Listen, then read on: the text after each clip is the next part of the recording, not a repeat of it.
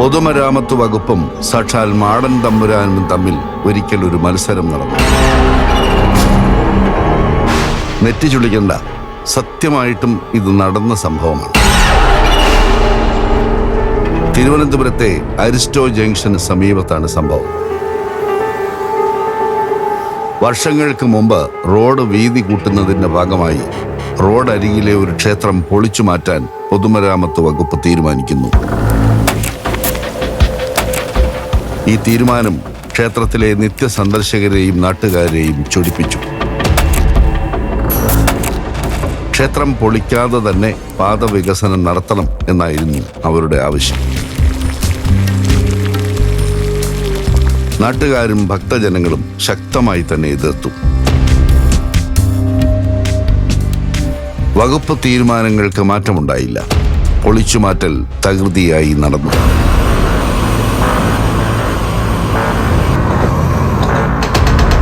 പിന്നീട് എല്ലാവരെയും ഭയപ്പെടുത്തിക്കൊണ്ട് അമ്പലമുറ്റത്ത് നടന്നതെല്ലാം അനർത്ഥങ്ങൾ മാത്രം.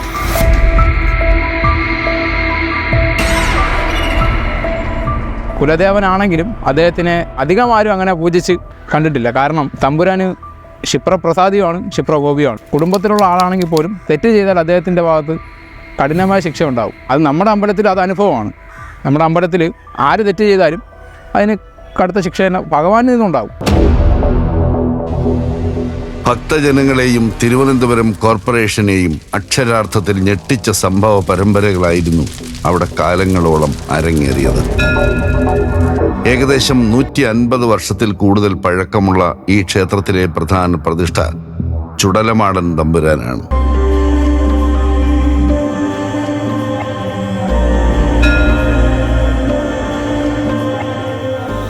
ശ്മശാനത്ത് എരിയുന്ന ശവത്തിൻ്റെ അവശിഷ്ടം അതൊക്കെ തന്നെയാണ് മാടൻ തമ്പുരാന് ശരിക്കും പറഞ്ഞത്. ഇന്നത്തെ കാലത്ത് ഇവിടെ നമ്മുടെ ഈ ചുറ്റുവട്ടത്തിലൊന്നും അങ്ങനത്തെ ഒരു സംവിധാനത്തിലല്ല കാര്യങ്ങൾ പോകുന്നതെങ്കിലും മുൻകാലങ്ങളിൽ അങ്ങനെ ഉണ്ടായിരുന്നു. ഇവിടുത്തെ ചുറ്റുവട്ടത്തുള്ള എല്ലാ തമ്പുരാൻ പോലും ഏകദേശമുള്ള അമ്പലങ്ങളിലും ശ്മശാനത്ത് പോയി ചാമ്പലെടുക്കുന്ന ഒരു ആചാരം തന്നെ ഉണ്ടായിരുന്നു. പക്ഷെ ഇപ്പം കുറച്ച് കാലങ്ങളായിട്ട് അതില്ല എന്നുള്ളതേ ഉള്ളൂ. ശ്മശാനവാസിയും ശ്മശാന ഭസ്മധാരിയും ശിവചൈതന്യ സ്വരൂപനുമായ ചുടലമാടൻ തമ്പുരാന്റെ വിഗ്രഹം ഒരു സ്തൂപ മാതൃകയിലായിരുന്നു ഈ ആൽമരച്ചോട്ടിലുണ്ടായിരുന്നത്. ശ്മശാനത്തിരിക്കുന്നതാണ്. ചുടലെന്ന് പറയുമ്പം തമ്പുരാൻ രൂപം കൊണ്ടാണ്. തിരുവനന്തപുരം റെയിൽവേ സ്റ്റേഷനിൽ നിന്നും കഷ്ടിച്ച് 1 കിലോമീറ്റർ അകലത്തിലാണ് ഈ ക്ഷേത്രം. തിരുവനന്തപുരത്തെ മോഡൽ സ്കൂളിന് മുന്നിലായി കാറ്റത്ത് നൃത്തമാടുന്ന പച്ച തളിരിലകൾ കൊണ്ട് ചന്തം ചാർത്തിയ ഈ ആൽമരത്തിനും അമ്പലത്തിനും പറഞ്ഞു തീർക്കാനുള്ളത് ഭക്തിരസം നിറഞ്ഞ അനേകം കഥകൾ. ശിവപുത്രനായിട്ടാണ് സങ്കല്പം. തമ്പുരാന്റെ പ്രത്യേകത എന്ന് പറയാൻ കാര്യം അശൈവ പൂജയാണ്. തമ്പുരാൻ മദ്യം, മാംസം ഇതൊക്കെ ഉപയോഗിക്കുന്നതുകൊണ്ട് തന്നെ അദ്ദേഹത്തിന് കൈലാസത്തിൽ പോലും ശരിക്കും പറഞ്ഞാൽ അദ്ദേഹത്തിന് സ്ഥാനം കൊടുത്തിട്ടില്ല എന്നാണ് സങ്കല്പം.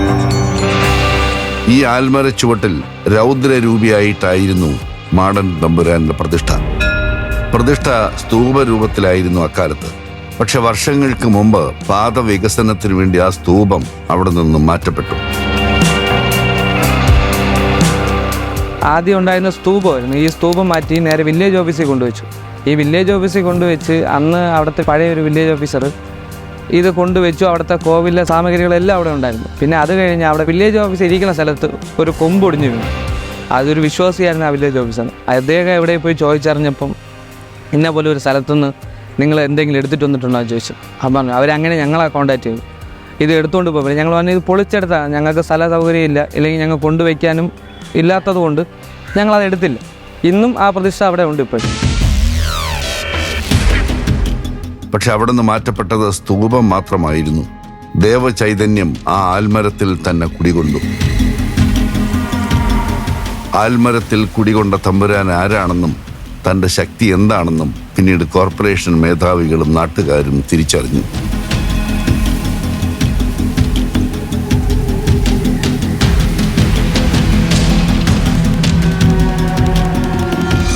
ഒരുപാട് ആക്സിഡൻറ്റ് നടന്നിട്ടുണ്ട്. ഇത് പൊളിഞ്ഞു പോയതിന് ശേഷം ആ കോവിലിൻ്റെ നടയിൽ തന്നെ വണ്ടി ആക്സിഡൻറ്റും ഞങ്ങൾ അമ്മൂമ്മയുടെ കാലമൊക്കെ പറഞ്ഞിട്ടുണ്ടെന്ന് വെച്ച് കഴിഞ്ഞാൽ അവിടെയായിരുന്നു ഏറ്റവും പവർഫുള്ളായിട്ടുള്ള ശക്തി ഉണ്ടായിരുന്നു. അത് പോയതിന് ശേഷം ഇങ്ങനത്തെ ഒരുപാട് അപകടങ്ങളും എന്ന് വെച്ചാൽ കൊച്ചു പിള്ളേരൊക്കെ സ്കൂളിൽ പോകുന്ന വഴിയാണ്. നാട്ടുകാരുടെ പ്രതിഷേധം കണക്കിലെടുത്ത് കോർപ്പറേഷൻ ക്ഷേത്രത്തിനായി ഭൂമി അനുവദിച്ചു.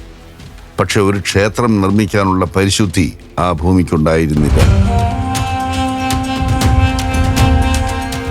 പഴയ ടോയ്ലറ്റ് മാറ്റിയിട്ട് അവിടെ അമ്പലം ചെയ്യാൻ പറഞ്ഞു. അപ്പോൾ പഴയ കമ്മിറ്റിക്കാർ പറഞ്ഞു അത് നടക്കില്ല, ഇത്രയും പേര് ചെയ്ത ടോയ്ലറ്റിലൊക്കെ പോയി എങ്ങനെ ഒരു ക്ഷേത്രത്തിൽ വെക്കാൻ പറ്റുമെന്ന് പറഞ്ഞ് അവർ മനഃപൂർവ്വം കൈ ഒഴിഞ്ഞാണോ എന്താണെന്ന് അറിയില്ല, അവർ കൈ ഒഴിഞ്ഞു, അവർ വേണ്ടെന്ന് വെച്ചു. തുടങ്ങാൻ വേണ്ട ആർക്കും ഏറ്റെടുക്കാൻ മടിയായിരുന്നു.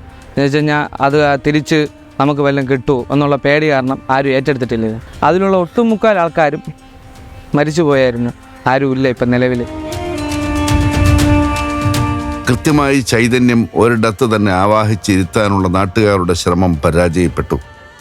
ദേവചൈതന്യം അവിടെ ആലിൽ തന്നെ കുടികൊണ്ടു.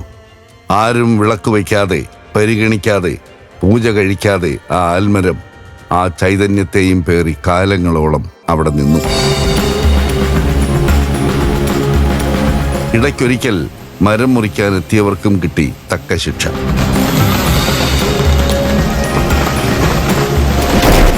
ഇത് പൊളിച്ചു മാറ്റിയതിന് ശേഷം മരം മുറിക്കാനായിട്ടാത്ത JCB ഉണ്ട്. അപ്പോൾ JCBയുടെ കൈ ഒടിഞ്ഞു. പിന്നെ ഒരാൾ വെട്ടാൻ വേണ്ടി കയറി, അയാൾ മേളിൽ നിന്ന് വീണ് തലപൊട്ടി ഹോസ്പിറ്റലായി. വർഷങ്ങൾ കഴിഞ്ഞു. പരിസരത്തെ കൊച്ചുകുട്ടികൾ ആ ആലിൻ ചുവട്ടിൽ വിളക്ക് വെച്ചു. അവരുടെ പ്രാർത്ഥനകൾക്ക് തമ്പുരാൻ വിളി കേട്ടു.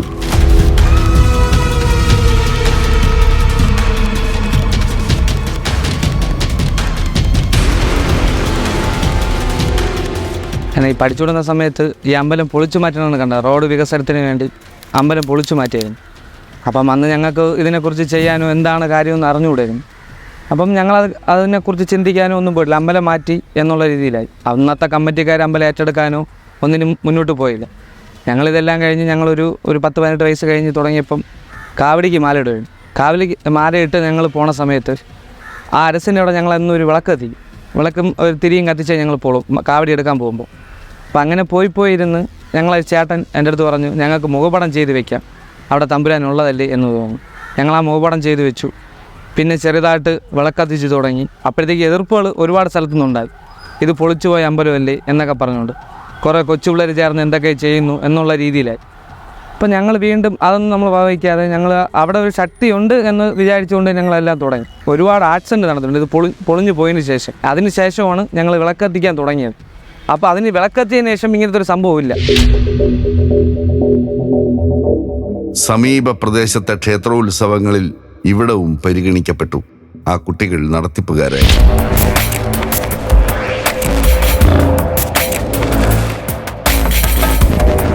തൊട്ടടുത്ത മുത്താരമ്മൻ ദേവി ക്ഷേത്രത്തിൽ അനുഗ്രഹ കലയുള്ളതാണ്. ഇപ്പോൾ ഈ അനുഗ്രഹ കല ഒരു ദിവസം അവിടെ നിന്ന് അനുഗ്രഹിച്ച് ഞങ്ങളെ ക്ഷേത്രം വഴിയാണ് വരുന്നു. ഞങ്ങളെ പൂജ ചെയ്യുന്ന ചേട്ടനുണ്ട്. പൂജ ചെയ്തുകൊണ്ടിരുന്നപ്പോൾ ചേട്ടനെ വിളിച്ച് ഭസ്മം ഇടിച്ച് അനുഗ്രഹിച്ച് അങ്ങനെ ഭയങ്കരമായിട്ട് ശക്തിയിൽ അനുഗ്രഹിച്ച് ഓരോ കാര്യങ്ങൾ പറഞ്ഞു. അവർ പറഞ്ഞു വെച്ചാൽ ഇവിടെ ശക്തിയുണ്ട്, ഇവർ ചോദിക്കുന്നത് നിങ്ങളിവിടെ കൊടുത്തേക്കണം, നിങ്ങൾ പറ്റുമെന്ന് പറഞ്ഞു. അന്ന് ഞങ്ങൾ ഒരു 10-18 വയസ്സിലുള്ള അതിനകത്തുള്ള ആൾക്കാരേ ഉള്ളൂ.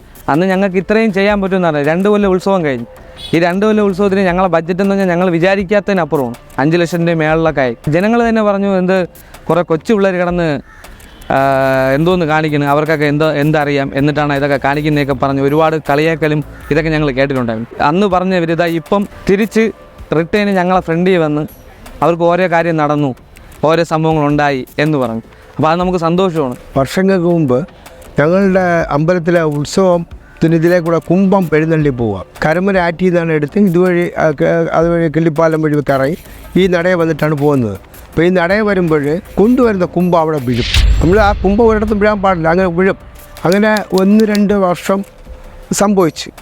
അപ്പോൾ ഇതെന്തുകൊണ്ട് സംഭവിക്കുന്നത് ഞാൻ കണ്ടുപിടിച്ചപ്പോൾ മുസ്ലിം ഒരാൾ പറഞ്ഞ്, നിങ്ങൾ വരുന്ന വഴിക്കൊരു ആലുണ്ട്, അവിടെ ഒരു തമ്പുരാനുണ്ട്, ആ തമ്പുരാന് നിങ്ങൾ അവിടെ പടുക്കയിട്ട് കൊടുത്തതിന് ശേഷമേ മറുതാണ്ടി പോകാവൂന്ന് പറഞ്ഞു. അങ്ങനെ ഞങ്ങൾ അവിടെ ഇങ്ങനെ എല്ലാ വർഷവും ഞങ്ങൾ പടുക്കയിട്ട് കൊടുക്കാറുണ്ട്. നാട്ടുകാരും ദൂരദേശത്തു നിന്നുള്ളവരും തമ്പുരാന്റെ ശക്തിയെക്കുറിച്ച് അറിഞ്ഞെത്തി.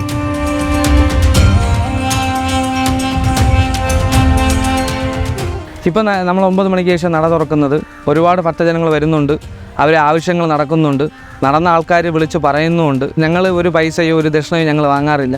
എല്ലാ അമ്പലത്തിൽ കാണിക്കലിടുക ചെയ്യുക മാത്രമേ ഞങ്ങൾ പറയാറുള്ളൂ. സ്ഥലപരിമിതിക്കിടയിലും അന്നത്തെ ആ കുട്ടികൾ ദേവന് നൈവേദ്യവും പൂജകളും സമർപ്പിച്ചു.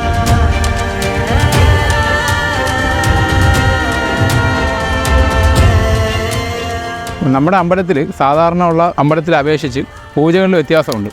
കാരണം നമ്മളെ പൂജ യാമപൂജയാണ്. അതായത് മാടൻ തമ്പുരാൻ എങ്ങനെയാണോ പൂജ കൊടുക്കുന്നത് അതേ രീതിയിൽ തന്നെയാണ് പൂജ കൊടുക്കുന്നത്.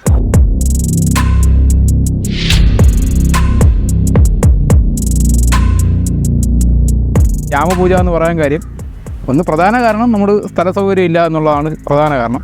രണ്ടാമത് മാടൻ തമ്പുരാൻ ഇഷ്ടപ്പെട്ട പൂജ കൊടുക്കണം. ഇപ്പോൾ ഏത് ദേവനാണെങ്കിലും അദ്ദേഹത്തിന് ഇഷ്ടപ്പെട്ട പൂജ കൊടുക്കണമല്ലോ. ഞങ്ങൾ പൂജ കൊടുക്കുന്നത് വെച്ചാൽ നോൺ വെജ് ഐറ്റങ്ങളെല്ലാം കൊടുക്കും. കള്ള്, മുട്ട. നമ്മൾ തമിഴ്നാട് ചടങ്ങ് എങ്ങനെയാണോ അങ്ങനെയാണ് തമ്പുരാൻ ഇവിടെ ചെയ്തുകൊണ്ടിരിക്കുന്നത്. ഈ കാലം വരെ ഞങ്ങൾ വീട്ടിൽ എന്ത് കഴിക്കുന്നു അതാണ് സ്വാമിക്കും കൊടുക്കുന്നത്. ഭഗവാനെന്ന് വെച്ചാൽ നമ്മുടെ തൊട്ടടുത്ത ആൾ എന്നാണ് നമ്മുടെ സങ്കല്പം. നമ്മളെന്ത് ചെയ്യുന്നു അതുപോലെയാണ് കാണുന്നത്. നമ്മളൊരു മനുഷ്യനെ പോലെയാണ് നമ്മൾ സ്വാമീനെ അങ്ങനെ കാണുന്നത്. നമ്മൾ അച്ഛനെ പോലെ കാണുന്നത്. എന്താണോ ഞങ്ങൾക്ക് ആവശ്യമുള്ള കാര്യം, അത് നമ്മൾ ചെയ്യുന്ന കാര്യം, ഞങ്ങൾ ചോദിക്കുന്ന കാര്യം ഞങ്ങൾക്കും തരുന്നുണ്ട്, ഞങ്ങൾ സ്വാമിക്കും കൊടുക്കുന്നുള്ള രീതിയിലാണ് പൊയ്ക്കൊണ്ടിരിക്കുന്നത്. അപ്പോൾ അതിൻ്റെ ഫലങ്ങളാണ് ഇപ്പോഴും ഉണ്ടായിക്കൊണ്ടിരിക്കുന്നത്. ശിവചൈതന്യമുള്ള ക്ഷിപ്രപ്രസാദിയും ക്ഷിപ്രകോപിയുമായ തമ്പുരാനെ കുറിച്ച് പറയാൻ ഇവർക്ക് 100 നാവാണ്.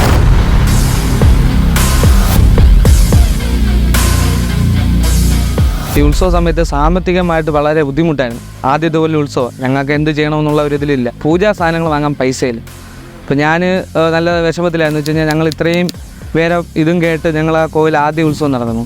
ഞാൻ എൻ്റെ സങ്കടം ചെന്ന് സ്വാമി എടുത്ത് പറഞ്ഞു, സ്വാമി ഇതുപോലെയാണ്, കയ്യിലൊരു പൈസയില്ല എന്ന് പറഞ്ഞു. ഞാൻ പറഞ്ഞു ഒരു അരമണിക്കൂർ കഴിഞ്ഞതിന് ശേഷം ആ നട കമ്മിറ്റി ഓഫീസിൻ്റെ അകത്ത് ഒരു 3-4 ലക്ഷം രൂപ അടുപ്പിച്ച് ഞങ്ങൾക്ക് അന്നത്തെ നടവരുമാനമുണ്ട്. എത്ര വർണ്ണിച്ചാലും അവസാനിക്കാത്ത അനുഗ്രഹ വർഷം വിശ്വാസികൾക്കുണ്ടായി. 48 വയസ്സ് അമ്മയ്ക്ക്. അപ്പം ഞാൻ ഇതുവഴി അമ്മയ്ക്ക് നടക്കാൻ വയ്യാതായപ്പോൾ ജൂബിലിയിൽ കൊണ്ട് അഡ്മിറ്റ് ചെയ്തായിരുന്നു. അപ്പോൾ അമ്മയെ കാണാൻ ഞാൻ പോകുന്ന വഴിക്ക് തമ്പുരാനെ തൊഴുതിട്ട് പോയി. എൻ്റെ അമ്മയ്ക്ക് നടക്കാൻ പറ്റില്ല എന്ന് ഡോക്ടർ പറയുന്നുണ്ട്. പക്ഷെ അങ്ങനെ ഒന്നും സംഭവിക്കില്ല, എൻ്റെ അമ്മ പാവമാണ്, എൻ്റെ അമ്മ എങ്ങനെയെങ്കിലും നടപ്പിക്കണമെന്ന് പറഞ്ഞ് തൊഴുതിട്ട് ഭസ്മവും കൊണ്ട് അമ്മയ്ക്ക് ഇട്ട് കൊടുത്തു. ഡോക്ടറിന് തന്നെ അതിശയം. ഡോക്ടർ പറഞ്ഞു എണീറ്റ് നടക്കാൻ വയ്യാത്ത വ്യക്തി 2-3 ദിവസം കൊണ്ട് എണീറ്റ് ബാത്റൂമിലൊക്കെ പോകുന്നുണ്ട്, കുഴപ്പമില്ല. അത് മുതലേ തമ്പുരാനെ എനിക്ക് വിശ്വാസമാണ്. എൻ്റെ മോളായിട്ട് തമിഴ്നാട്ടിലാണ് ഉള്ള. വിടുന്ന ഈ കൈ ഒടിഞ്ഞ് കൊണ്ടുപോകാൻ സ്ഥലങ്ങളില്ല, ചിലവാക്കാൻ പണമൊന്നും ഇല്ലായിരുന്നു. ഒരു ദിവസം എൻ്റെ മോളെ ഞാൻ വരാൻ വേണ്ടി പറഞ്ഞു. മോള് വന്നപ്പോൾ ഇവിടെ തുള്ളലുണ്ടായിരുന്നു. എൻ്റെ മോളെ കൊണ്ട് ഞാൻ നിർത്തി കൊടുത്തു. നിർത്തിയപ്പോൾ അപ്പോൾ ഭസ്മന്മാരി ഇട്ടിട്ട് ഈ കൈനെ പിടിച്ച് തടവിട്ട് ഒരു 2 കുടച്ചിലങ്ങ് കുടഞ്ഞങ്ങ് വിട്ടിട്ട് പറഞ്ഞ് അടുത്ത വർഷം നല്ല ഈ കൈ കൊണ്ട് തന്നെ പൊങ്കാലിടണമെന്ന് പറഞ്ഞു. ഇപ്പം നല്ല കുറവുണ്ട്. ഇല്ലെങ്കിൽ ശമ്പളത്തിന് ഒരാളെ ഇരുത്തിയാണ് എൻ്റെ കൊച്ചിൻ്റെ കാര്യങ്ങളൊക്കെ ഞാൻ നോക്കിക്കൊണ്ടൊക്കെ ഇരുന്നത്. വീരനല്ലൂരാണ് അവളെ കെട്ടിച്ച് അയച്ചത്. അവർക്ക് 2 ആൺമക്കളും ഒരു പെൺകുട്ടിയുണ്ട്. അതേപോലെ തന്നെ എൻ്റെ ചെറുമോക്ക് മാർക്ക് വളരെ കുറവാണ്. കൂടെ വന്നപ്പോൾ മരം കൊടുത്ത് ചെന്നൈയിൽ 4 പ്രാവശ്യം പോയി എൻ്റെ ചെറുള്ള പാസ്സായി വന്ന്. പിന്നെ 2-3 മാസം എന്താണെന്നേ ഉള്ളൂ കൊച്ചു ജോലിക്ക് കയറാൻ ലോകത്തില്ല. അത്ഭുതങ്ങളുടെ ധാരാളം പ്രത്യക്ഷ ഉദാഹരണങ്ങൾ പിന്നീട് അവിടുത്തെ ഭക്തർക്ക് പറയാനുണ്ടായിരുന്നു. പിന്നെ എനിക്ക് കുഞ്ഞുങ്ങളില്ല. ഹോസ്പിറ്റലിലൊക്കെ പോകുമ്പോൾ ഡോക്ടർ പറയും ഒന്നും ചെയ്യാൻ പറ്റില്ല, എന്നെ ഒഴിഞ്ഞു മാറ്റിയതാണ്. പിന്നെ ഞാൻ ഇതുപോലെ തമ്പുരാനെ വന്ന് തൊഴുതു. കുഞ്ഞുങ്ങൾ എനിക്ക് വേണം, എനിക്ക് അത്ര ഇഷ്ടമാണ് പിള്ളേർ, എനിക്ക് വേണം തമ്പുരാനെന്ന് പറഞ്ഞിട്ട് തമ്പുരാനെ തൊഴുതിട്ട് ഹോസ്പിറ്റലിൽ പോയിരുന്നു. പോയപ്പോൾ അവിടുത്തെ ഡോക്ടർ പറഞ്ഞു ഇല്ല നിങ്ങൾക്ക് കിട്ടും. ദൈവത്തിൻ്റെ അടുത്ത് തൊഴുതിട്ട് ഹോസ്പിറ്റലിൽ പോയപ്പോൾ അവർ നിങ്ങൾക്ക് IVF ചെയ്യാൻ ഒരു കുഴപ്പമില്ല എന്ന് പറഞ്ഞു. അതുപോലെ ആശുപത്രിക്ക് പോയി ട്രീറ്റ്മെൻറ്റ് എടുത്തു. സക്സസ്ഫുള്ളി 7 മാസം. പിന്നെ അപ്പോഴാണ് ഡോക്ടർ പറയുന്നത് മോളെ തല ചെറുതും ബോഡി വലുതായിട്ടുണ്ട്, നമുക്ക് കിട്ടാൻ ഇച്ചിരി ബുദ്ധിമുട്ടാണ്, നമ്മൾ വെളിയെ എടുത്ത് നോക്കിയിട്ട് കുഞ്ഞിൻ്റെ പൊസിഷൻ എങ്ങനെയെന്ന് നോക്കിയിട്ട് നമുക്ക് NICയിൽ വെക്കണം 10-15 ദിവസം എന്ന് പറഞ്ഞു. അപ്പോഴും ഞാൻ ആശുപത്രിയിൽ ഇരുന്ന് കരച്ചിലായിരുന്നു. തമ്പുരാനെ നിന്നെ വിശ്വസിച്ച് ഇറങ്ങിയതാണ്, എൻ്റെ പിള്ളേർ 2 മുത്തുപോലെ എനിക്ക് കിട്ടണമെന്ന്. അപ്പോൾ 7.5 മാസത്തിൽ തന്നെ കുഞ്ഞിനെ വെളിയിലെടുത്തു. എൻ്റെ മോള് സുന്ദരിയായി സൂപ്പറായി നല്ലപോലെ എൻ്റെ കയ്യിൽ പിറ്റേന്ന് തന്നെ കിട്ടി. NICയിൽ ഒന്നും വച്ചിട്ടുണ്ടായിരുന്നു. മോനും അതുപോലെ തന്നെ. അങ്ങനെ സുന്ദരിയായ ഒരു മോളും മിടുക്കനായ ഒരു മോനും കിട്ടി. എന്തുണ്ടെങ്കിലും തമ്പുരാൻ്റെ അടുത്ത് വന്ന് പറഞ്ഞിട്ടേ നല്ലതായാലും വെളിയിൽ പോയാലും എന്തൊരു കാര്യവും ചെയ്യും. ദുർമന്ത്രവാദം തുടച്ചു നീക്കാൻ ഭൂമിയിൽ ശിവപുത്രനായി അവതരിച്ച തമ്പുരാൻ എല്ലാ ദുരിതങ്ങൾക്കും പരിഹാരം നിശ്ചയിക്കും. എത്രയൊക്കെ പാത വിപുലീകരിച്ചിട്ടും എത്രയൊക്കെ നവീകരണം നഗരത്തിൽ നടന്നിട്ടും ഒരിടത്തും പോകാതെ ഈ ആൽമരത്തിൽ സർവശക്തനായി ചൈതന്യരൂപനായി സഠാൽ ചുടലമാടൻ തമ്പുരാൻ അനുഗ്രഹ പുണ്യവുമായി അവിടെ തന്നെ കുടികൊള്ളുന്നു.